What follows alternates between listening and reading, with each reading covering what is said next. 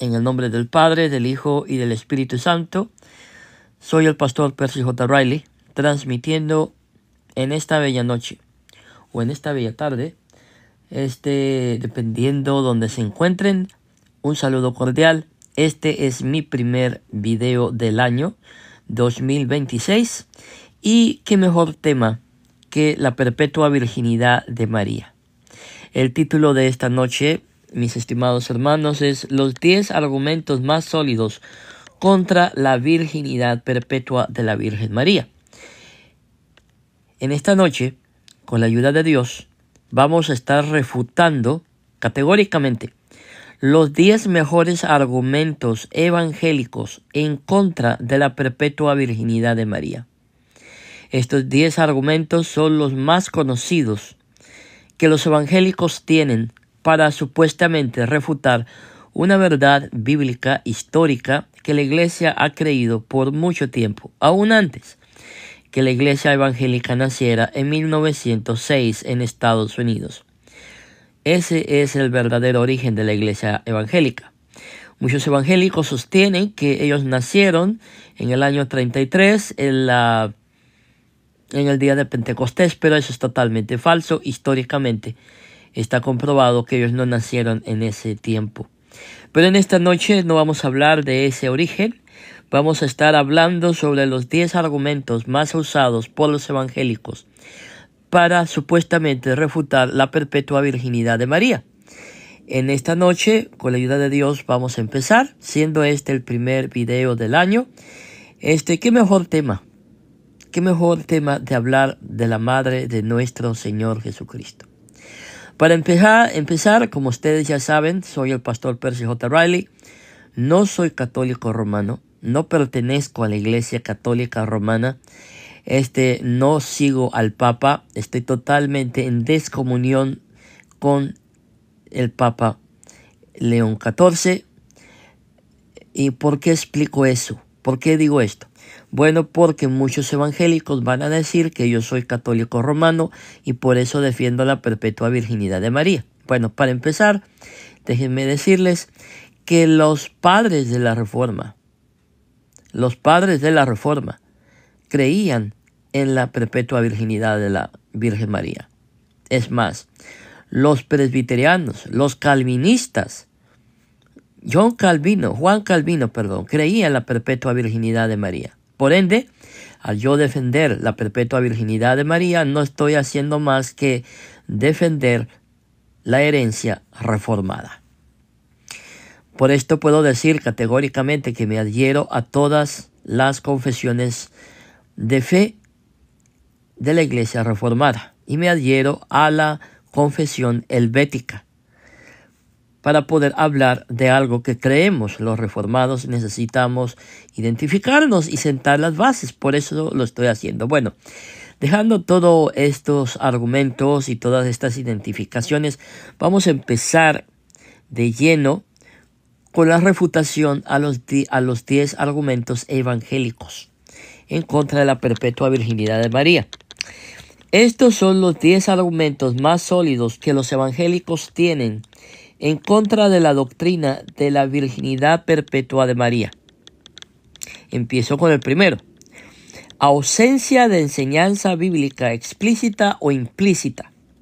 O sea, los evangélicos sostienen que no hay ninguna evidencia bíblica que compruebe la perpetua virginidad de María.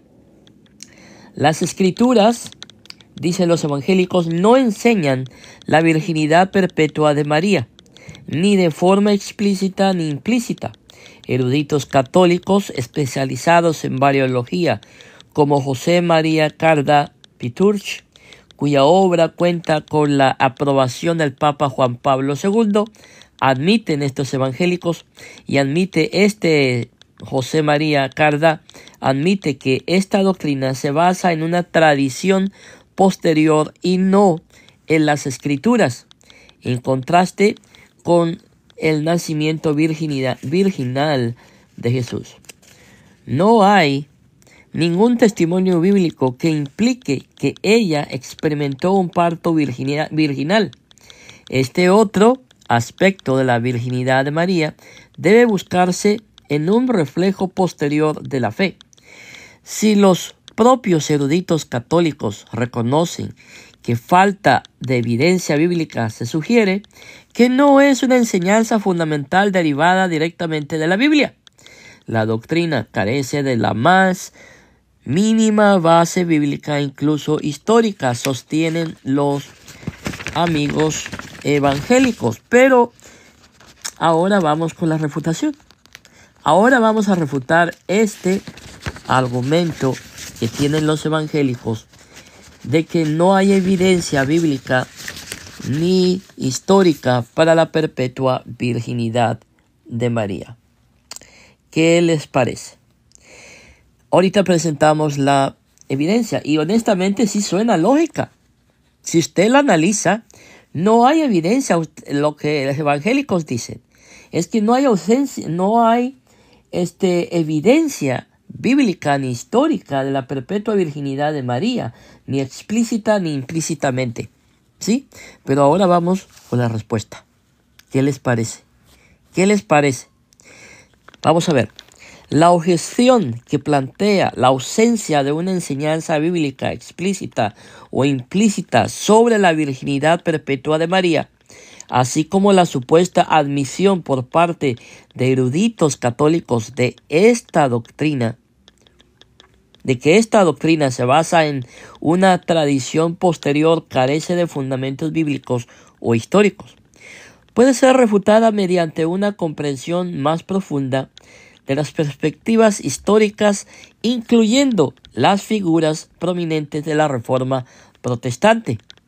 Como les dije hace un momento, en este momento estoy defendiendo la perpetua virginidad de María desde una perspectiva protestante reformada, no católica reformada.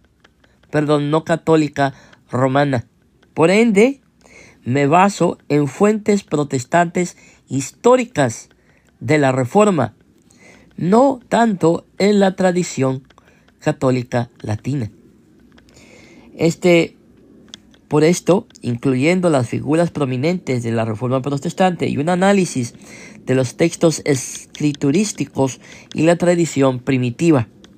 En primer lugar, es crucial observar que la afirmación de que la doctrina carece de la más mínima base bíblica, incluso histórica, se contradice con las posturas de influyentes líderes de la Reforma, como Juan Calvino y Martín Lutero, quienes vehementemente defendieron la virginidad perpetua de María. Juan Calvino, al comentar pasajes como Mateo 13:55, sostuvo que los hermanos de Jesús, Juan Calvino sostuvo que los hermanos de Jesús no eran hijos carnales de María. En otras palabras, los hermanos de Jesús no eran hijos biológicos de María, ni hermanos biológicos de Jesús.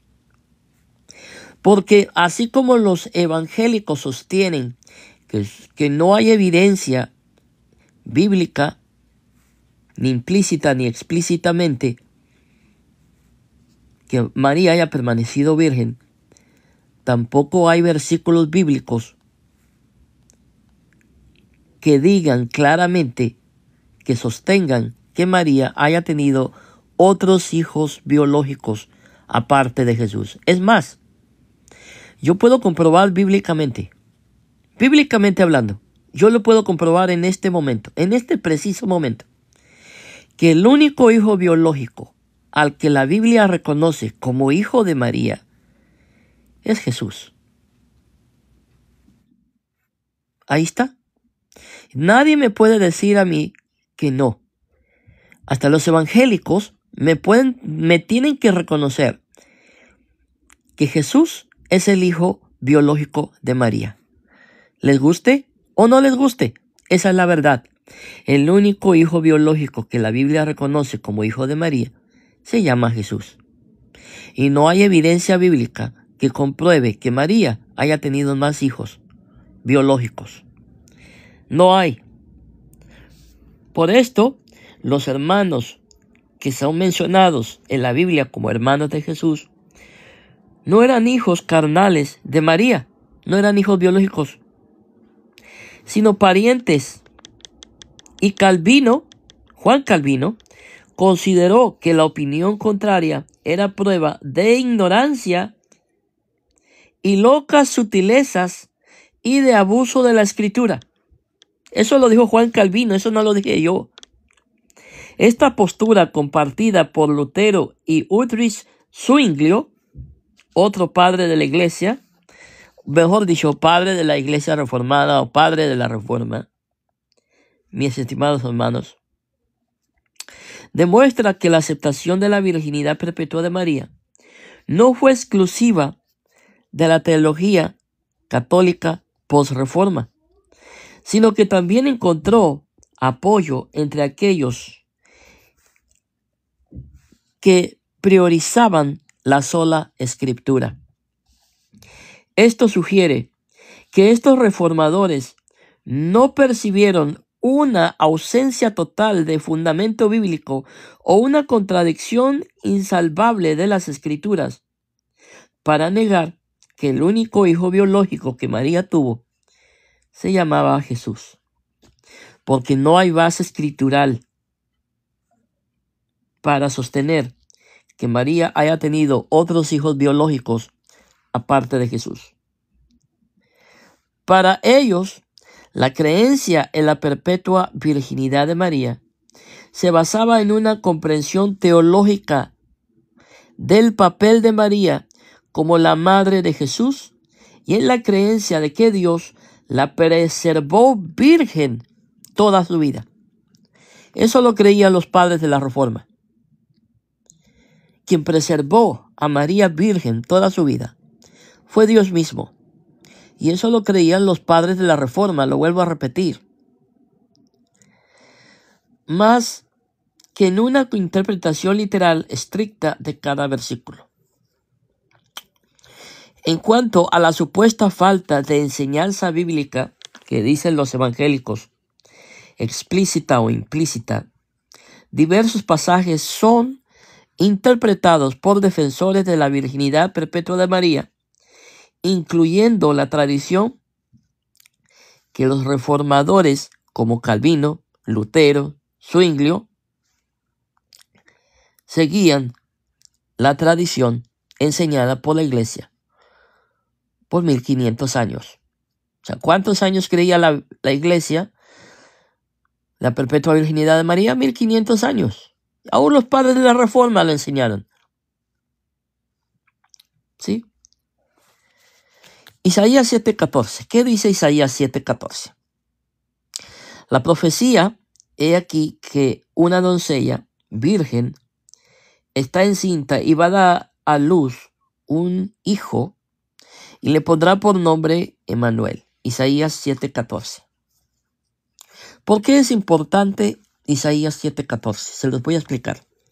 Permítanme un segundo. Estoy teniendo problemas con StreamYard. A ver. Parece que tengo problemas con StreamYard. Bueno. Parece que ya se acabó la transmisión en StreamYard. Bueno. Pues nos quedamos solamente con TikTok. Las otras 9 plataformas se esfumaron. Se me cayó la transmisión de StreamYard. Pero no hay problema. Voy a pasar este video allá a StreamYard, a mi canal de YouTube. Bueno, vamos a seguir con Isaías 7:14. ¿Dónde nos quedamos? La importancia que tiene Isaías 7:14 es porque Isaías 7:14 enseña que la virgen, y no cualquier virgen, déjenme decirles eso, María no era cualquier virgen, María era la virgen escogida por Dios antes de la fundación del mundo. ¿Sí? Otra cosa importante. Cuando vemos el papel de María y su importancia,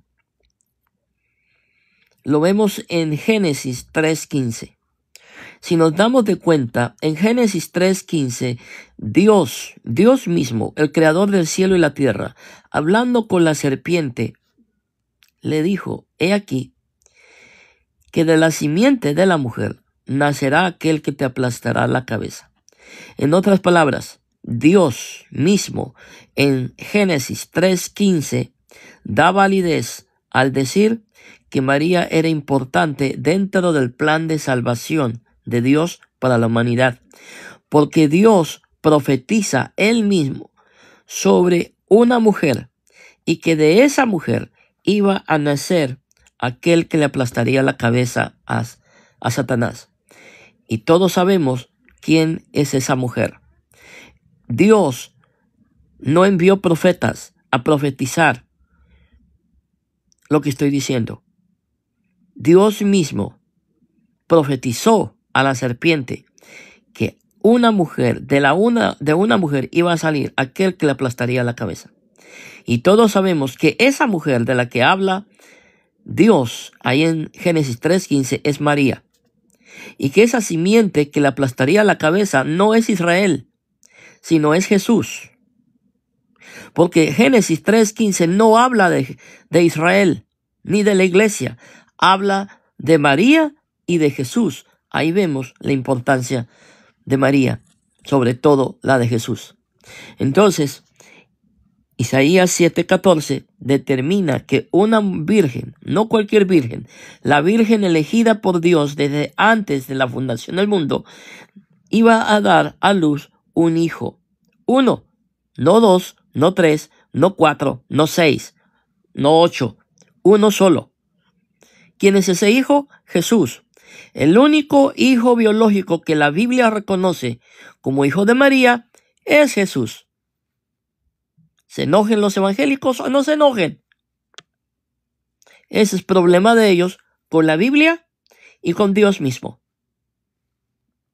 Ok, sigamos con Isaías 7:14. La profecía, he aquí que una doncella virgen está encinta y va a dar a luz un hijo y le pondrá por nombre Manuel. Isaías 7:14 es citada como una base profética para la concepción virginal de María. La Septuaginta utilizada por los evangelistas traduce el término hebreo alma como partenos, virgen, lo cual Irineo interpretó como una señal de algo inesperado y lo milagroso en la generación de Cristo. Debemos de recordar algo, mis estimados oyentes, tanto evangélicos como católicos, que el nacimiento de Jesús, es más, la anunciación y todo ese proceso que duró Jesús en el vientre de María fue un milagro. La anunciación fue un milagro. El tiempo de los 9 meses de Jesús en el vientre de María fue un milagro. El nacimiento de Jesús fue un milagro. Todo fue un milagro. Esto es algo que los evangélicos no pueden entender. No pueden entender que el Dios del universo, la segunda persona de la Trinidad, se encarnó en María virgen. Y que Dios, el Verbo de Dios, el Hijo de Dios, se encarnó en María y que Él siguió siendo Dios en el vientre de María. Y cuando salió del vientre de María, siguió siendo virgen María, pero aparte de eso, Jesús siguió siendo Dios. Él no perdió su divinidad. Ahora vamos a Lucas capítulo 1. Lucas capítulo 1, verso 34. La pregunta de María al ángel Gabriel: ¿cómo será esto? María le pregunta al ángel: ¿cómo será esto? Antes de eso, el ángel le había anunciado a María que ella iba a concebir un hijo, y María le pregunta al ángel: ¿cómo será esto? Porque no conozco varón. es vista como una indicación de su intención de virginidad perpetua. En otras palabras, cuando analizamos de una forma exegética dentro del contexto bíblico de Lucas 1:34, nos damos de cuenta que la pregunta de María llevaba consigo una consagración que María había hecho a Dios de permanecer virgen toda su vida. Por eso ella hace la pregunta: ¿cómo es esto? Porque no conozco varón. Esto es visto como una indicación de su intención de virginidad perpetua, incluso estando desposada con José. Exegetas como Ignacio de la Portier, Leverton y Langres interpretan que esta pregunta, en el contexto de una mujer ya desposada, implica un propósito firme o su voto de perpetua virginidad, ya que de otro modo la concepción sería obvia.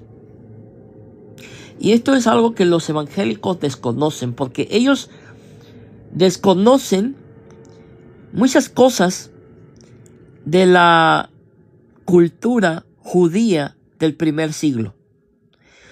Cuando un evangélico lee la Biblia, lee el Nuevo Testamento y lee los evangelios, ellos lo leen con una mentalidad occidental, con una mentalidad hispanoamericana, pero no lo leen con una mentalidad oriental del siglo I. Porque si ellos pudieran comprender, entender y realmente supieran cuáles eran las costumbres de los habitantes judíos del primer siglo, se darían de cuenta que dentro del templo habían jóvenes judíos, jóvenes israelíes, jóvenes de Israel, viviendo dentro del templo, quienes habían consagrado su vida de servicio a Dios. Y alguien me va a pedir versículos bíblicos. Claro que sí. ¿Se acuerdan de Ana? Cuando Ana estaba orando en el templo y Ana pedía a Dios que le concediera un hijo, y hubo algo que Ana hizo cuando estaba pidiendo un hijo, y ella dijo: si tú me concedes un hijo, yo lo consagro a tu servicio. ¿Y qué fue lo que pasó? Dios le concede a Ana quedar embarazada. Quedó embarazada de Samuel. Y Ana, después de destetar a Samuel, lo lleva al templo y lo entrega al templo para que sea dedicado a Dios y sirva a Dios. Esa es una parte de la cultura hebrea del primer siglo, y muchos evangélicos son ignorantes de eso. Bueno, porque no les gusta estudiar. Los entiendo, no les gusta el estudio. Para ustedes, la letra mata y el espíritu vivifica. Texto fuera de contexto. Entonces, dentro del templo habían jóvenes, no solamente varones, sino también mujeres que estaban consagradas al servicio de Dios. Entonces, cuando vemos en Lucas 1:34 la pregunta de María, nos damos de cuenta que María era parte de esos jóvenes. ¿Y qué pasa con José? Bueno, José era un hombre anciano al que se le pidió que cuidara a María. Por esta razón, la tradición nos enseña que María era una joven y José era un hombre ya entrado en edad, y que los hijos de él eran los hermanos o los hermanastros de Jesús. Esto yo les recomiendo mucho a los evangélicos que lean usos y costumbres de los judíos del primer siglo, y se van a dar de cuenta la equivocación en la cual ustedes han vivido toda su vida. Pero bueno, no espero que lo hagan porque a ustedes no les gusta estudiar más allá. Y lo tremendo de todo es que dicen, yo solamente me baso en la Biblia, así como no. Ahí están creyendo en el rapto, que es una doctrina creada por unos jesuitas, adaptada por un pastor que se salió del presbiterianismo, se fue al pentecostalismo, John Nelson Darby, y ahora creen en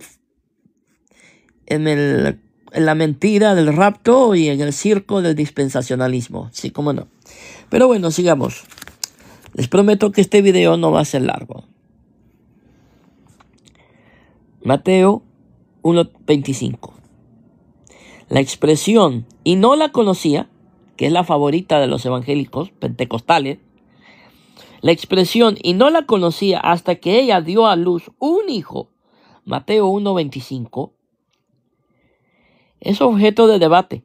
Sin embargo, se argumenta que la partícula hasta que, geos, ho, en griego, en la escritura, no implica necesariamente un cambio posterior de estado, sino que simplemente se refiere al pasado, sin determinar lo que ocurrió después. Aquí entra también lo que les dije hace un momento, la cultura judía del primer siglo. José, aunque estaba comprometido, estaba desposado con María, no la conocía. No la conocía. Él no sabía cómo era María. ¿Por qué? Porque María, si usted conoce los usos y costumbres de los judíos del primer siglo, la prometida no podía develar su rostro al novio, sino que tenía que llevar un velo. Y José no podía ver el rostro de María. ¿Sí? A eso se refiere, y no la conoció hasta que dio a luz un hijo.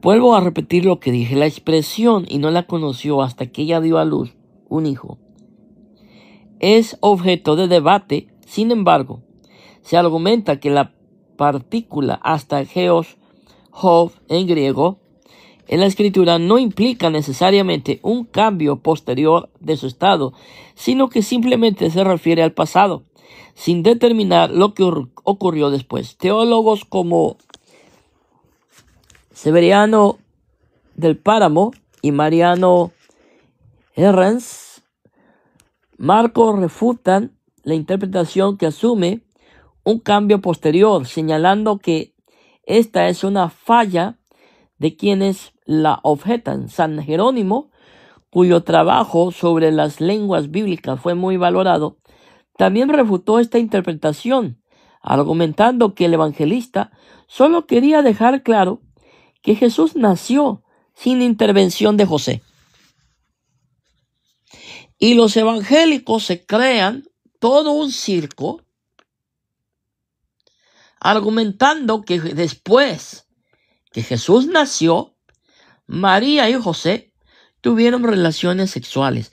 Eso solamente denota una mente carnal por parte de los evangélicos.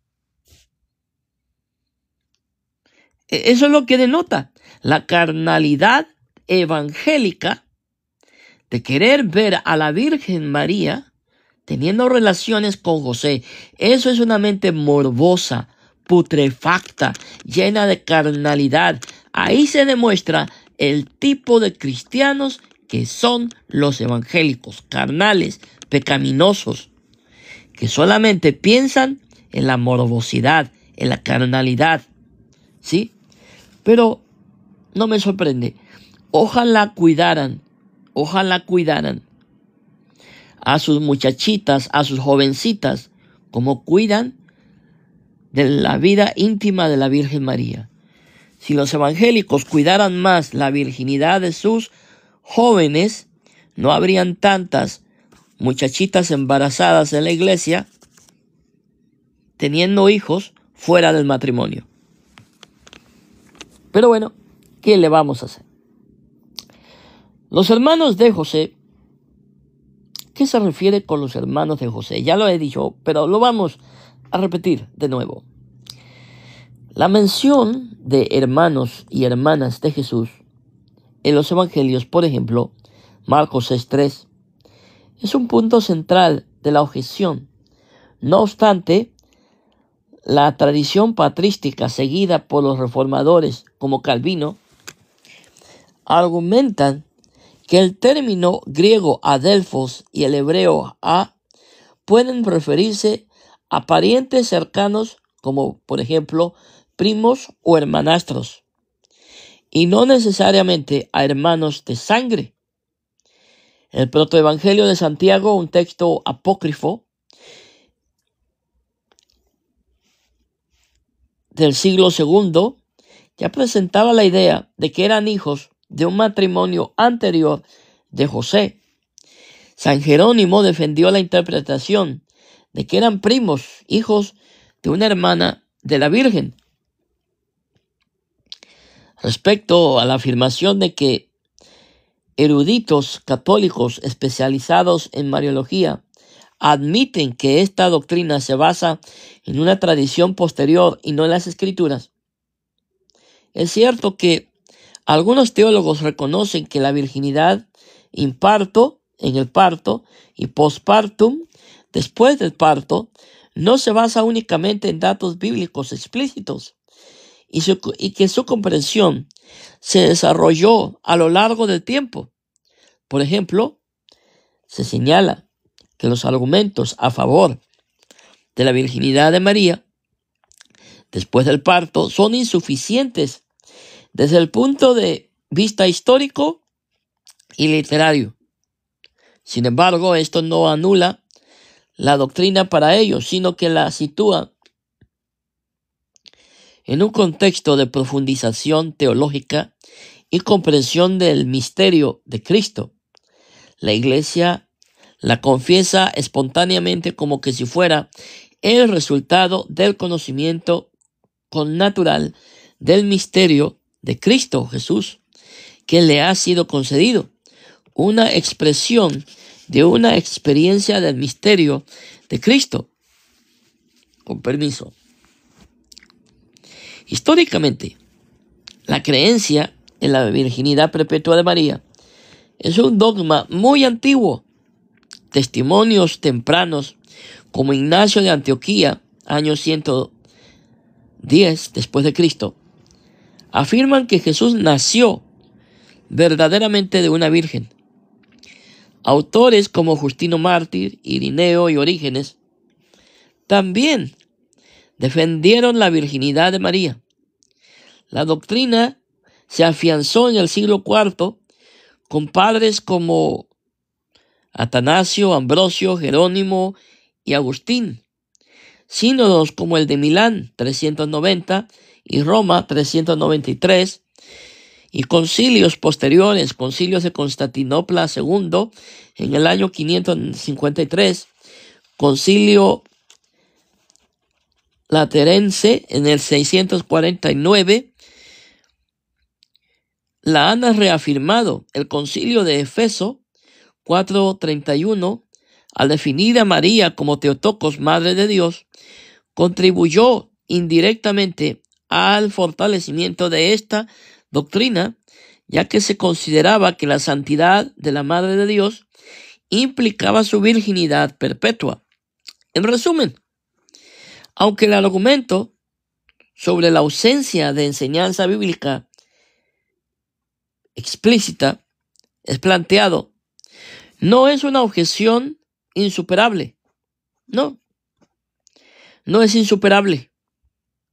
La interpretación de pasajes claves como Isaías 7:14, Lucas 1:34 y Mateo 1:25 y otros muchos más, junto con el entendimiento contextual del término hermanos, sugieren un fundamento implícito más allá de la exégesis literal, la aceptación de la virginidad perpetua por figuras tan centrales en la teología reformada como Juan Calvino y Lutero, demuestra que la doctrina fue considerada compatible con una comprensión bíblica, teológica e histórica del papel de María en la historia de la salvación.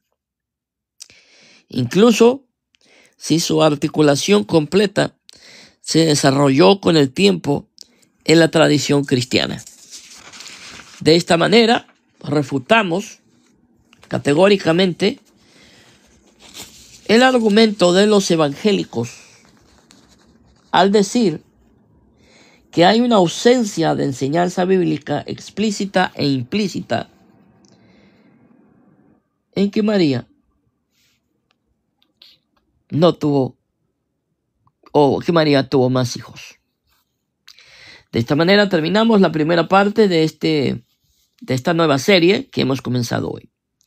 Bueno, mis hermanos, que Dios les bendiga, Dios les guarde, quedamos en la paz de Cristo.